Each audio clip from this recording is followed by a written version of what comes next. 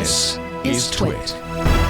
Now, you and your organization are probably already at heightened sense of cyber threats, right? Well, businesses in 2020 have seen an incredible amount of disruption from dealing with the global pandemic response to accelerated digital transformation efforts and more advanced business intelligence initiatives and IoT proliferation. Now, think about it.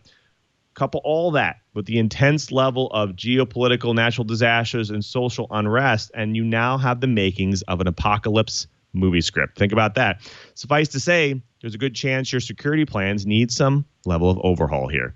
Now, you probably need to maybe have some new plays in the playbook.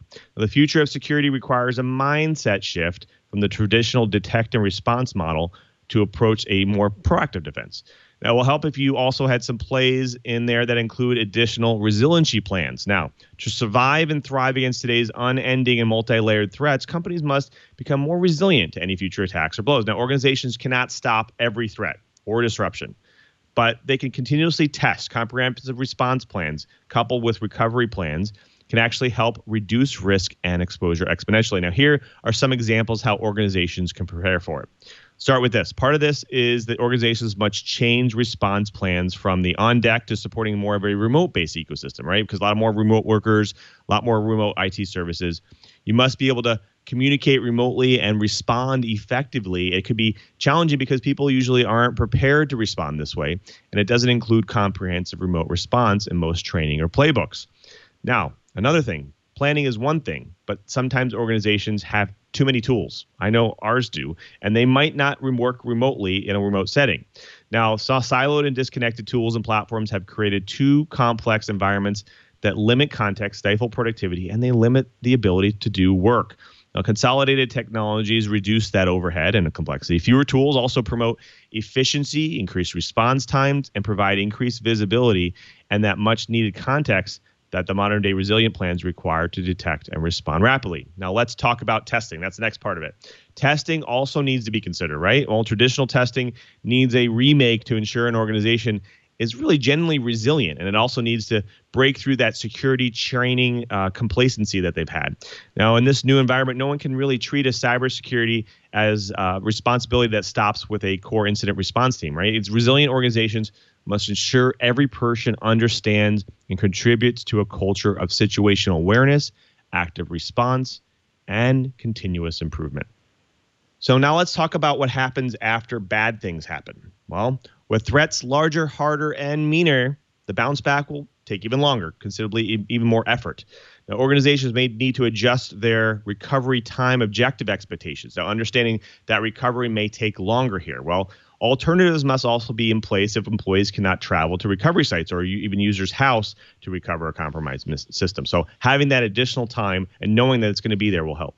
Now, as we know, things will continue to change over time, and changing things can also sometimes break stuff. That's right. We've actually heard a few of some organizations pushing config changes or policy or rule changes, and the networks go down. Well, this means organizations must prepare to prevent that from happening or be able to mend those things on the fly. Now, to ensure security policy changes are adequately analyzed and properly deployed without introducing new risks, organizations need context-aware change management to actually ensure that the decision-making process across the enterprise security and network teams is on the mend.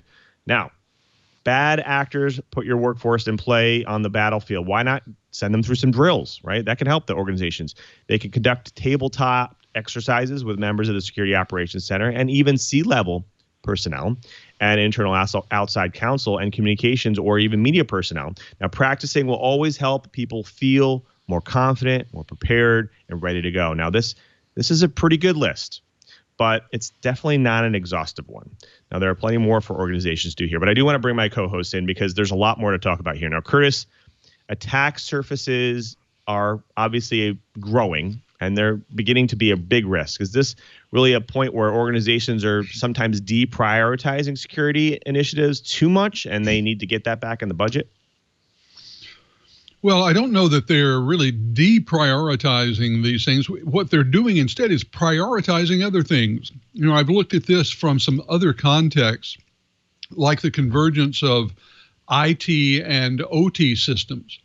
Those create new and very broad attack surfaces, But companies haven't just gone willy-nilly into it. What they have done, though, is seen the advantages that can come from the convergence of these two wildly disparate networks, and said that the advantages of that convergence are such that it overwhelms the other considerations like security and resilience. So I think that what we have is not so much companies that are not paying attention to the resilience side of things and the continuity and recovery, but they're paying a ton of attention to the benefits of these new systems, new processes, and especially the mixed on-premises hybrid cloud architectures that do wonderful things for productivity, wonderful things for capability, and many less wonderful things for resilience and security. Right. Well, Cheaper, now you have some experience here. Can you maybe get into how you've helped some organizations in some cases? Yeah, I actually really like this list. My favorite is actually the tabletop exercises. Right, drills. Yeah.